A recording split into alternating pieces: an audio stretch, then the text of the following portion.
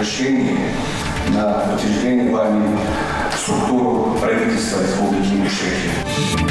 Подведение итогов, определение целей и задач. На заседании правительства глава Ингушетии представил нового премьер-министра региона.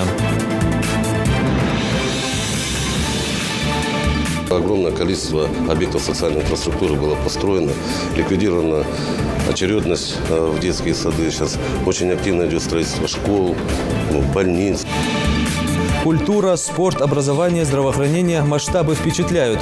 Расскажем о социально-экономическом развитии Ингушетии.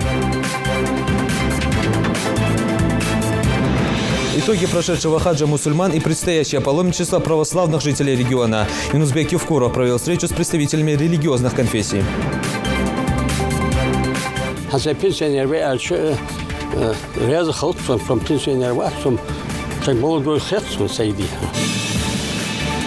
Спасение животных важнее заслуженного отдыха. Мы продолжаем говорить о профессионалах своего дела, без труда и опыта которых не обойтись.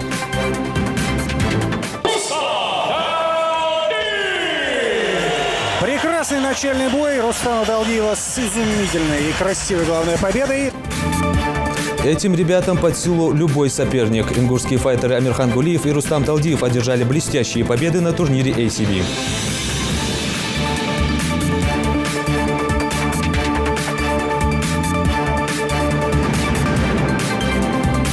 На канале Ингушетия Новости 24. Здравствуйте.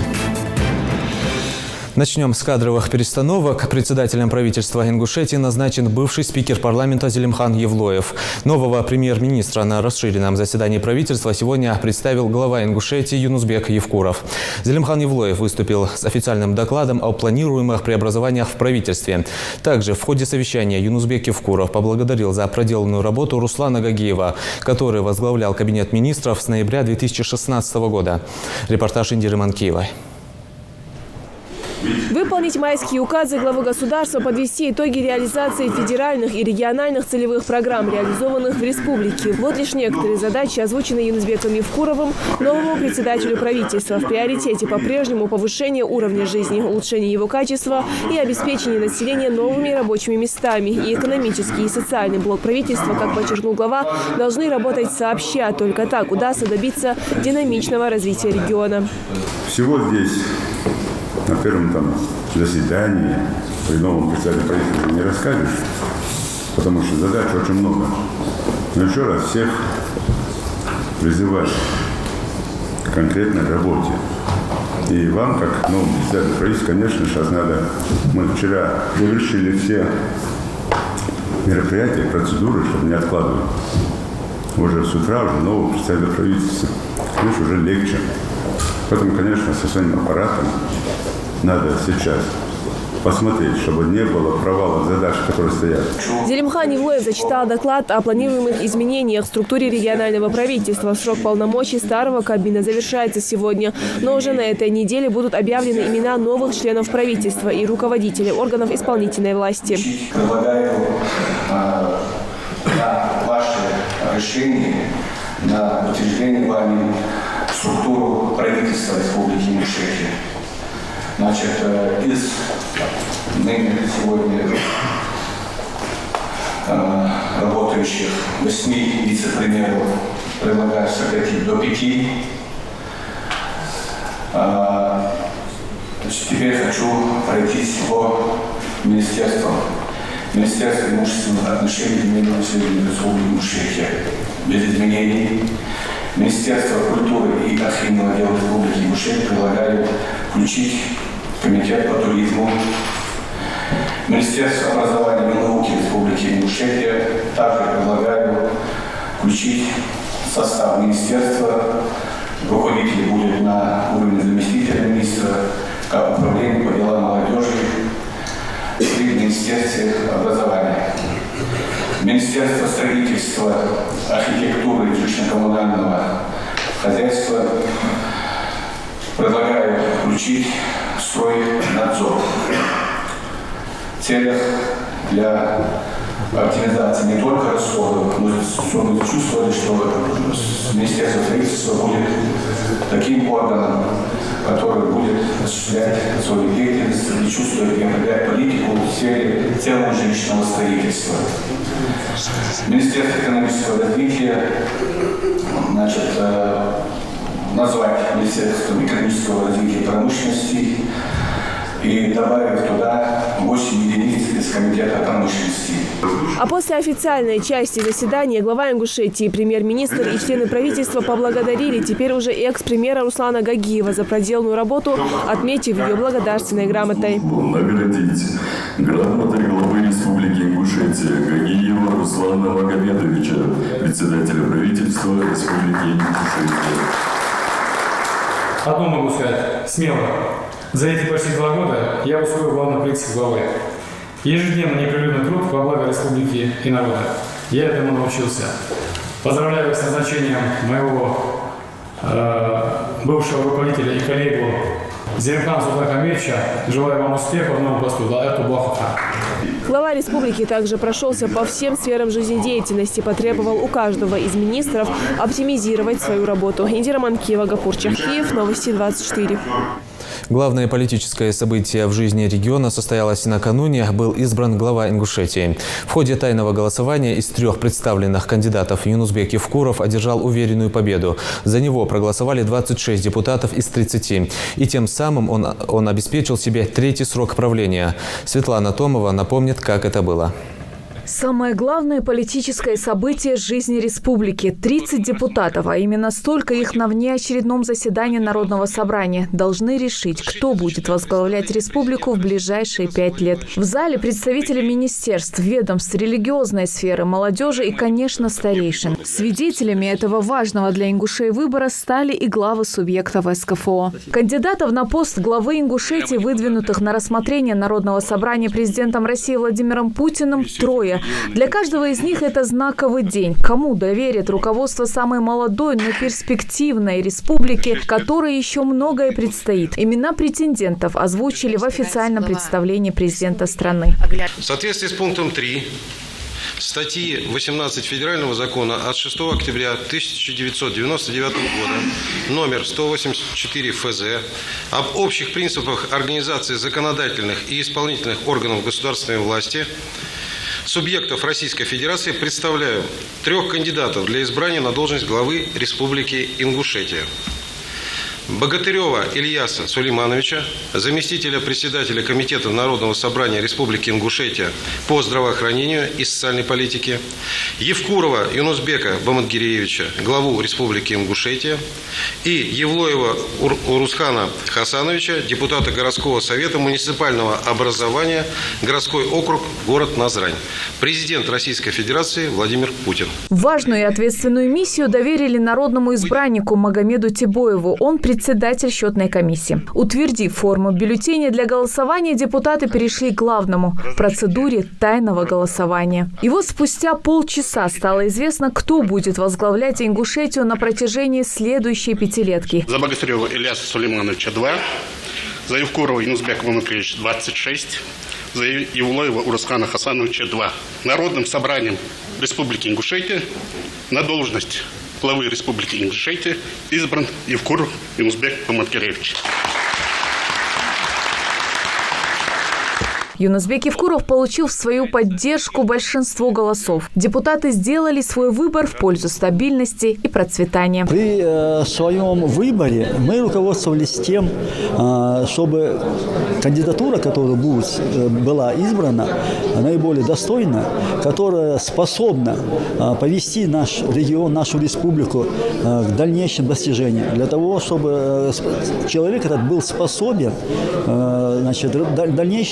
развить дальнейшую нашу экономику, создать дополнительные рабочие места, создать мобильное наше общество, цельное общество, гражданское. Мой выбор за стабильность, мой выбор за будущее Ингушетии, мой выбор за то, чтобы каждому человеку, каждому жителю Ингушетии было комфортно жить в нашей республике. Сюда входит и социалка, и экономическая, в общем, составляющая, много чего. Дорогие друзья, уважаемые депутаты, жители Республики Ингушетия, дорогие приглашенные, Я искренне выражаю всем вам признательность за то, что поддержали мою кандидатуру и удостоили меня чести вновь быть главой Республики Ингушетия.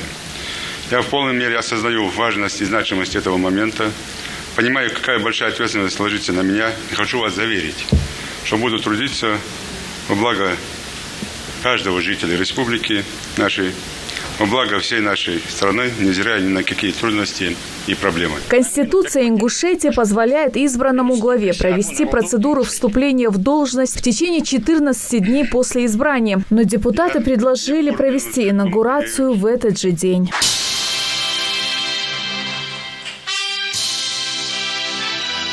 Полпред Александр Матовников поблагодарил весь народ Ингушетии за колоссальный труд. Поблагодарил также парламент республики за качественную и содержательную работу и поздравил Юнусбека Евкурова. Со своей стороны могу заверить, что вы всегда можете рассчитывать на мою поддержку как представителя президента России в Северо-Кавказском федеральном округе, на поддержку федеральных органов власти в округе. Собравшиеся гости как один поддержали выбор депутатов Народного собрания. Они отметили, что изменения, которые произошли в Ингушетии во время правления Евкурова, не заметить просто невозможно. Я хочу сказать одно, что Юнусбека Бамадагиевича я знаю с первого дня, как он пришел сюда в республику. Я знаю, какая досталась ему республика и какие были проблемы, как лилась кровь, как не было экономики, рабочих мест. И за то время, когда он здесь руководит республикой, мы видим грандиозные изменения. Спокойная республика, веселые дети идут в школу, строятся мечети, храмы, школы, развивается экономика республики. Главой республики задан курс по социально-экономическому развитию республики. Есть проекты, которые уже сегодня в работе находятся. И я думаю, что именно последующие 5 лет, наверное, вот те успехи, которые мы достигли, это в спорте, в образовании, в медицине, мы должны закрепить. И я более чем уверен, что Юнусбек Бамадагиевич точно знает, по какому плану, по какому графику он будет двигаться. Это, во-первых, продолжение курса стабильности. Это, во-вторых, дальнейшее социально-экономическое развитие республики. И, в-третьих, это, конечно же, общественное единство. Вот если все эти 3 компонента взять вместе, то, мне кажется, будущий руководитель должен именно этим заняться. Собственно, этим мы все занимались и до этого. Но это все 3 компонента являются факторами, стабилизирующими нашу жизнь. Лично я одобряю, ибо им очень много сделано для этой республики. Он довольно демократичный руководитель, относится терпимо к критике, ну, у него много положительных качеств. То, что идет развитие динамичной республики, об этом, думаю, никто, сомневаться не будет. Мы видим тот результат, который имеем. И дальше этот результат надо наращивать и развивать. Я думаю, что тот курс, который был взят 5 лет тому назад, единственный правильный курс. Я думаю, что мы и дальше пойдем по этому курсу. То есть создание рабочих мест, строительство дорог, строительство водопроводов. То есть последние 5 лет мы будем заниматься благосостоянием жителей Республики Ингушетия. То есть будем решать социальные вопросы. Напомню, ранее глава республики подписал указ об отставке правительства региона и предложил народным избранникам кандидатуру Зелимхана Евлоева на пост председателя правительства Ингушетии. Также глава Ингушетии подписал указ о назначении Мусы Чилиева на пост члена Совета Федерации Федерального собрания от исполнительного органа госвласти региона. День избрания главы Ингушетии был волнителен для всех. Парламент сделал выбор – двигаться вперед с багажом знаний и опыта, которые были накоплены за последние 10 лет. Это отличная стартовая площадка для динамично развивающегося субъекта. Светлана Томова, Хава Султыгова. Новости 24. Мы продолжаем говорить о социально-экономическом развитии региона. Во всех населенных пунктах Ингушетии ежегодно строятся жилые дома, больницы, школы, объекты культуры, коммунальной и инженерной инфраструктуры. Принятые меры за последние 10 лет позволили существенно улучшить уровень жизни населения республики, создать необходимые условия для привлечения инвестиций в строительную отрасль и развития сети социально значимых объектов. О том, что сделано и что еще предстоит, расскажет Ирина Тичоева. Социально-экономические показатели определяют уровень развития любого субъекта. Образование – ключевое направление в регионе, потому как умные дети – это достойное будущее. В Ингушетии в последние годы реализовано множество федеральных и региональных целевых программ. Благодаря им построено более 120 школ и 70 дошкольных учреждений. Недавно в регионе открыли вторую по мощности школу-гигант. Современные методы обучения и новейшее оборудование точно поможет определить школьникам дорогу в будущее. Развитие социальной инфраструктуры. Я вижу, как много новых инвестпроектов сегодня в республике реализовано. Это на самом деле видно невооруженным глазом. Один там и сад-гигант, и новые производства промышленности. Ну и, конечно же, какое огромное количество объектов социальной инфраструктуры было построено, ликвидирована очередность в детские сады. Сейчас очень активно идет строительство школ, больниц. Качество жизни напрямую зависит и от развития здравоохранения. А продолжительность жизни в республике составляет 81,6%. Этот показатель признан самым высоким в стране. Младенческая смертность снизилась на 33%. Также снизился и коэффициент общей смертности населения. В республике в рамках развития материально-технической базы здравоохранения за 10 лет построено 25 объектов. Самым крупным медицинским учреждением по праву считается перинатальный центр, чья деятельность направлена на охрану материнства и детства. Во-первых, хотел бы Юнусбека Бамадгеевича поздравить с избранием на новый срок и поздравить весь народ Ингушетии с избранием достойного руководителя, который за 10 лет руководства республикой, не побоюсь этого сказал, построил новую республику, развил его. И сейчас те проекты, те начинания, которые им были заложены, нужно продолжить, которые, я уверен, успешно он также будет продолжать. Промышленность – еще одно успешное направление в Ингушетии. За счет небюджетных средств введен в эксплуатацию завод по производству алюминиевых радиаторов. Всего в республике при государственной поддержке за 10-летний период построены 34 промышленных и сельскохозяйственных объекта. Одним из самых успешных среди сельскохозяйственных предприятий стал сад-гигант Ингушетия, оптово-распределительный центр которого крупнейший в Европе. У вас сад-гигант. Мы сегодня совместно включаем проекты, мы начинаем совместно выращивать Ставропольский край, Ингушетия, совместно выращивать саженцы. Это такие области экономики. Конечно же, это культурный обмен. И знаете, очень хочется пожелать здоровья, потому что это нелегкий труд, это сложнейший труд. Очень хочется пожелать поддержки граждан, потому что отдача должна быть для любого руководителя, но важна отдача тех людей, для которых он работает. Наши традиции и культура – главное богатство республики. Театрально-концертными и культурно-досуговыми организациями проведено свыше 6 тысяч культурно-массовых мероприятий, которые посетили 815 тысяч зрителей. Развивается материально-техническая база учреждений культуры, построены новые ДК в селениях Галашки, Кантышева, Сагапши, Сурхаки, Яндари, Новый Редант и Зязиков-Юрт. Взаимодействие было и так на высоком уровне всегда. Юнусбек Мамадгеевич не раз проезжал в республику Адыгея. В республике Адыгея его уважают, его ценят. И мы надеемся на такое же плодотворное сотрудничество в дальнейшем. Это будет в сфере инвестиционной привлекательности, деятельности, в сфере социальной. Туризм прочно занял позицию одного из ключевых направлений развития республики. Хотя буквально несколько лет назад многие считали его невозможным. Но, как оказалось, задача вполне осуществима. С 2012 года туристический поток вырос почти в 10 раз. Только в прошлом году Ингушетию посетили 55 тысяч туристов. И основной поток идет в горную часть республики, на курорт Арамхи. Там за несколько лет создана развитая туристическая инфраструктура. На приток гостей влияют и проводимые событийные и культурные мероприятия. Считаю, что вот Ингушетия и Кабардино-Балкария имеют очень много в области курортно-оздоровительного комплекса, туризма, горного туризма, альпинизма, других направлений, то есть то, что нам подарила природа наша. И здесь мы могли бы, мне кажется, возродить, не изобретая колесо. Мы, кстати, об этом уже говорили, и у нас есть первые наметки, специалисты отраслевые работают в этом направлении. Наряду с другими направлениями развивается и спортивная сторона региона. Ингушские спортсмены, участвуя во всероссийских и международных соревнованиях, только за 2017 2018 год завоевали 304 золотых, 182 серебряных и 218 бронзовых медалей. За 10 лет в республике введены в эксплуатацию 16 спортивных объектов. Масштабные объекты в регионе планируется возводить и в ближайшие годы, поэтому Ингушетия продолжит свое развитие во всех направлениях, повышая качество жизни населения. Лина Цычоева, Хава Сутыгова, Новости 24. Достигнутые успехи и масштабное развитие региона в первую очередь радуют жителей республики. И действительно, за последние несколько лет Ингушетия изменилась до неузнаваемости. Мы вышли на качественно новый уровень развития по многим направлениям.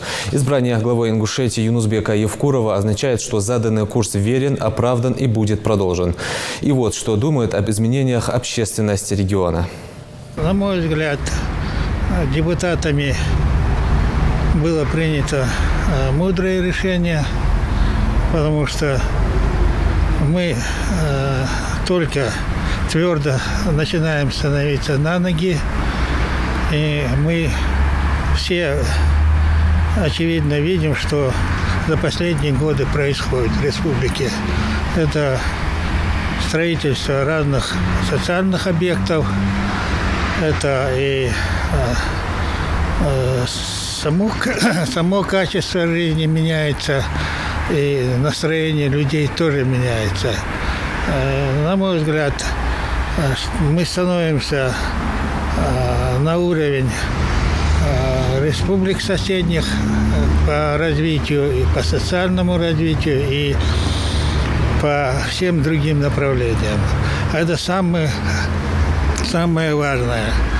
Тот выбор, который сегодня сделает Ингушетия, а точнее сделала Ингушетия, выбрав действующего главу республики, этот выбор определит, в каком виде наша республика, наш народ и наша нация сохранится в дальнейшем. И Юнузбек Баматгиреевич в предыдущие 10 лет своего руководства, на мой взгляд, заложил определенную основу для дальнейшего развития нашей республики. Каковы были векторы его политики в предшествующие 10 лет, мы с вами видели, и какие были результаты данной политики, мы тоже с вами видим. И я думаю, что, доверив действующему главе республики в следующие 5 лет руководить нашей республикой, мы определенным образом, понимая и осознавая результаты его деятельности, возложили на него ряд задач, очень непростых и сложных, с учетом той ситуации, которая сегодня сложилась у нас в республике, в нашей стране и во всем мире. Все это взаимосвязано. Это экономическая ситуация, которая сегодня царит в нашей стране. Она, естественно, отображается и на нашей республике. И вчера на инаугурации, на выборах Юнузбек Баматгиреевич говорил об этом.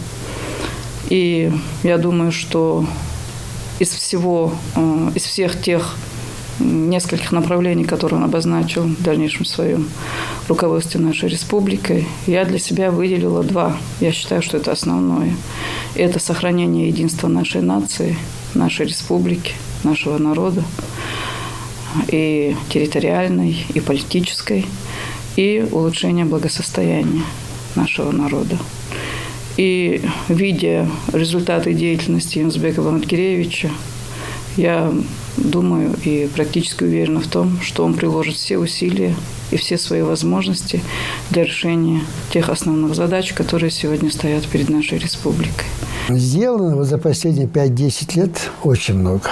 Это нет, не в угоду кому-то, не для красного слова, я говорю. Любой, у кого хочет видеть это, кому это нужно, он видит. Действительно сделано очень много. Очень много сделано и в социальном, и в здравоохранении, и в образовании. В Магасе состоялось заседание Политсовета Ингушского регионального отделения партии «Единая Россия». Заседание прошло под председательством секретаря регионального отделения партии, председателя правительства Ингушетии Зелимхана Евлоева. В заседании Политсовета принял участие глава Ингушетии Юнусбек Евкуров. Члены регионального Политсовета рассмотрели несколько вопросов в повестке. Первый вопрос на повестке дня был об итогах выборов главы Ингушетии 9 сентября. Зелимхан Евлоев поздравил Юнусбека Евкурова с переизбранием на пост главы Ингушетии от имени Ингушского регионального отделения партии «Единая Россия» и пожелал ему успехов в дальнейшей работе на благо республики и ее жителей. Конечно, мы осознаем все вместе ответственность, потому что это большой объем работы. И, конечно, мы с пониманием относимся к тому, что необходимо в дальнейшем делать. Задачи стоят более чем масштабные, объемные. Это не только в рамках майского указа президента или пунктов послания. Это в целом стратегия развития страны. Поэтому по своим объемам эти задачи, наверное, таких задач не было никогда в новейшей истории республики, там и страны в целом. И задачи эти не только у нас в республике, по всей стране, по всем регионам. Мы, естественно, с вами должны максимально включаться, работать для того, чтобы показать себя равными среди регионов, что мы можем эти задачи выполнять, быть конкурентоспособными, и в последующем, по итогам выполнения задач, мы всегда имеем возможность получать определенные бонусы. По второму вопросу повестки было принято решение в связи с досрочным прекращением полномочий депутата Народного собрания Ингушетии Зелимхана Евлоева предложить избирательной комиссии кандидатуру зарегистрированного ранее кандидата Магомета Яндиева для замещения вакантного депутатского мандата. Освободившийся мандат предлагаю передать. Значит, он и по итогам праймериз у нас идет по очереди, чтобы вы понимали, мы здесь тоже соблюдаем такие пожелания, скажем, руководства партии, соблюдаем. И предлагаю освободившийся мандат передать руководителю администрации главы республики Яндиеву Магомету Жабраиловичу. Прошу голосовать. Кто за? Против? Воздержался? Спасибо. Тогда прошу региональный исполнительный комитет направить наше решение в избирательную комиссию. В рамках третьего вопроса повестки, который касался созыва 28-й внеочередной конференции Ингушского регионального отделения Всероссийской политической партии, было принято решение провести конференцию снова в Центре культурного развития 26 сентября этого года. В первый рабочий день после переизбрания на пост главы Ингушетии Юнусбек Евкуров провел встречу с представителями религиозных конфессий региона. Руководитель субъекта поинтересовался у председателя комитета по хаджу Ахмеда Теркакиева итогами организации паломничества в Саудовскую Аравию в этом году. По словам руководителя ведомства, для паломников были созданы максимально комфортные условия проживания в гостиницах. Медицинский персонал и руководители групп добросовестно выполнили свою работу. Всего 1398 человек, которые отправились в хадж с аэропорта Магас, благополучно вернулись домой. Обошлось без происшествий, никто по состоянию здоровья там не остался. Юнусбек Евкуров дал положительную оценку организации хаджа в 2018 году, тем не менее отметив необходимость проведения анализа проделанной работы. А первая группа православных жителей Ингушетии побывает в святых для верующих местах в Вифлееме и Иерусалиме. Вопрос организации паломничества глава региона обсудил с настоятелем Покровской церкви отцом Андреем. Юнусбек Евкуров поддержал идею организации совместного посещения святых мест для мусульман и христиан республики. В свою очередь Андрей поблагодарил главу Ингушетии за поддержку и помощь в организации паломничества. Также в ходе встречи стороны обсудили вопрос открытия при монастыре слесарной мастерской. «Мне бы доработать до пенсии». Эта фраза хоть и на слуху, но отнюдь не все пожилые люди готовы ее произносить вслух. К примеру, Ахмед Гандаров и Алаудин Евлоев работают специалистами ветеринарного управления региона. Они не просто востребованы и уважаемы среди коллег, от их труда напрямую зависит жизнь братьев наших меньших. Ветеринария для этих специалистов – смысл жизни. Врачи и не думают о выходе на пенсию. И изменения в пенсионном законе только приветствуют. Жаридат Халухоева продолжит. Врач спасает человека, ветеринар – все человечество. С этим девизом и проходит каждый день доктора Сужинского ветуправления Ахмеда Гандарова. Перед ним стоит ответственная задача, которая связана не только с лечением животных, но и профилактикой опасных заболеваний. Для этого нужно не просто любить братьев наших меньших, а знать свою профессию на отлично. Ведь, как говорит Ахмед, животное жаловаться не будет, где болит, сказать тоже не может. Поэтому приходится быть специалистом во всех направлениях.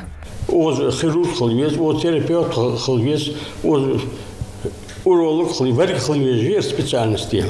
Первый термометрия есть, температура мелихаш. Йоги я отсюда пульс дыхания, хаджвестинг пульс дыхания. Весь желудок ладут есть. Ну что делать? Глубоко.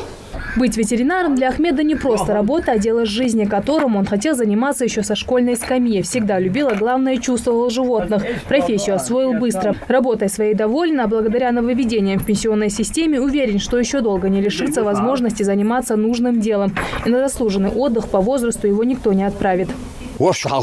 Пенсии.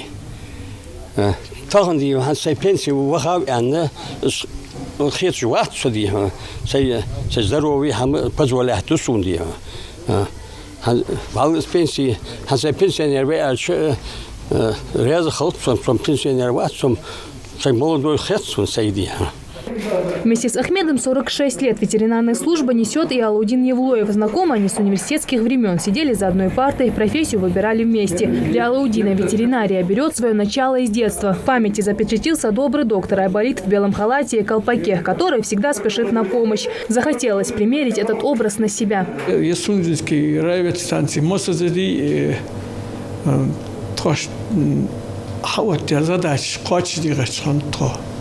Мы никогда не отлынили от работы.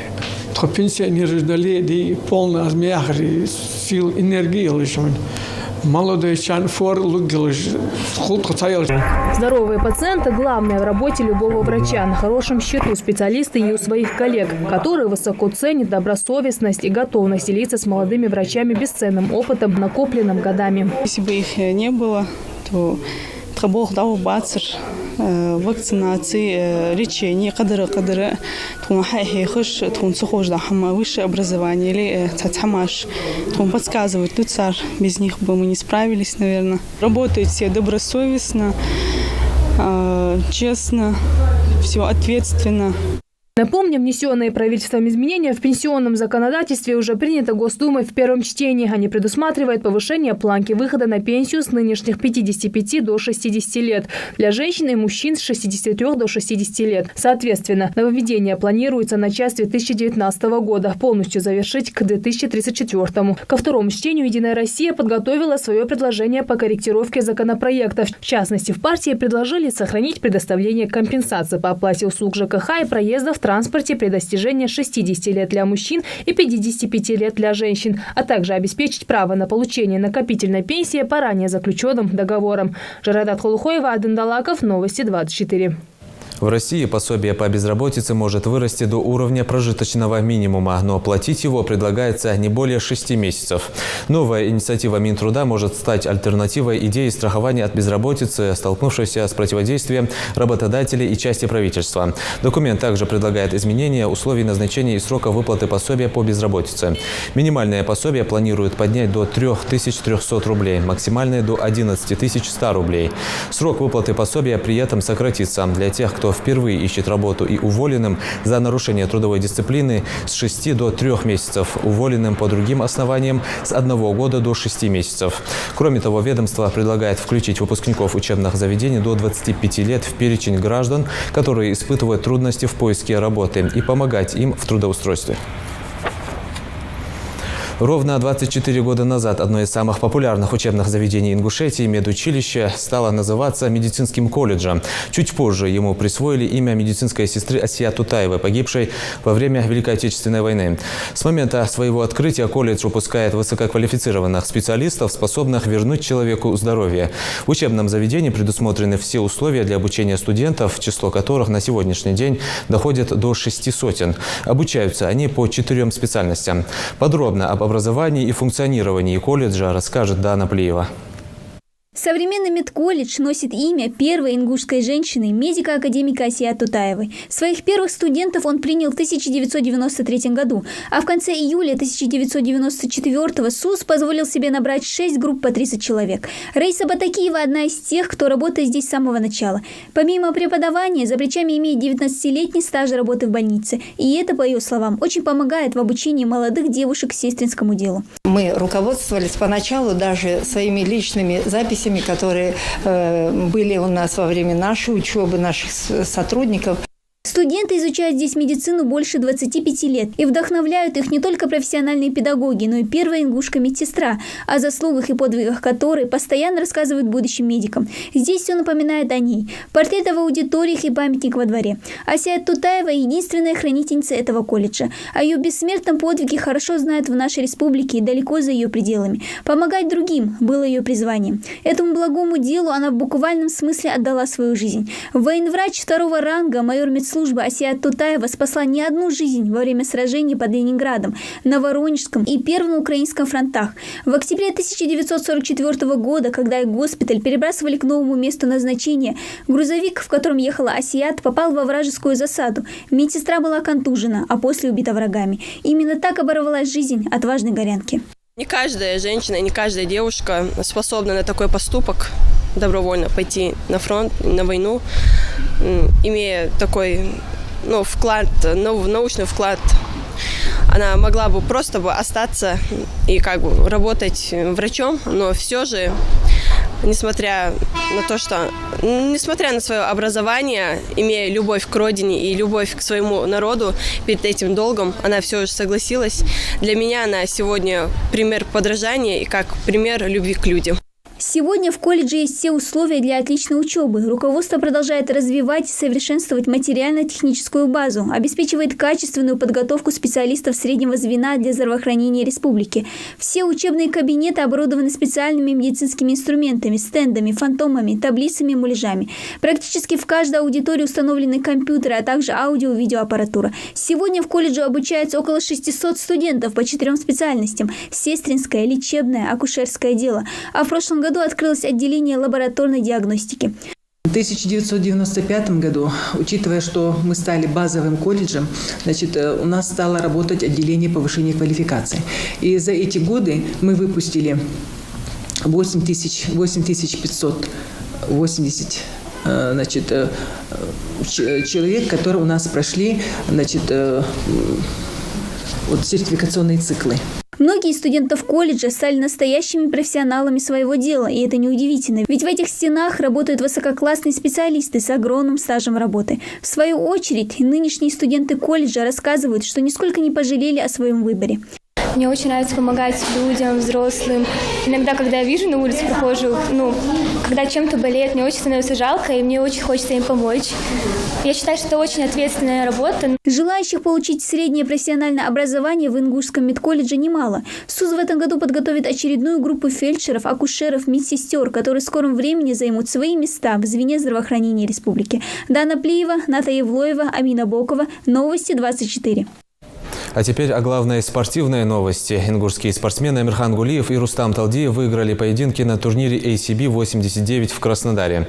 Первый победил удушающим приемом, второй – за явным преимуществом над соперником. Отмечу, что против ингушских файтеров выступали опытные бойцы, но воля к победе и хорошая подготовка помогли нашим спортсменам достичь успеха. Подробности в репортаже Тамерлана Хамхоева. Турнир ACB собрал немало именитых бойцов со всего мира, и вдвойне приятно, что наши земляки отстаивали честь своего клуба и республики в этот вечер. Первым на открытии турнира в клетку вышел Рустам Талдиев. Неоднократный победитель и призер самых престижных соревнований по боевому самбо, перешедший в профессионалы ММА Талдиев, идет на серии из нескольких побед. соперник Богдан Барбу. С самого начала раунда откладывать дело в долгий ящик Талдиев не стал и, буквально измотав соперника, завершил дело удушающим. Первая победа в этот вечер осталась за нашим земляком. Школа боевого самбо дает о себе знать. Отлично. Есть треугольничек, и треугольничек неплохой. Локтем пробивает сейчас Богдан. Но дальше доводи. Все. Сдается Богдан Барбу. Вот так вот прерывается его серия из 4 побед подряд.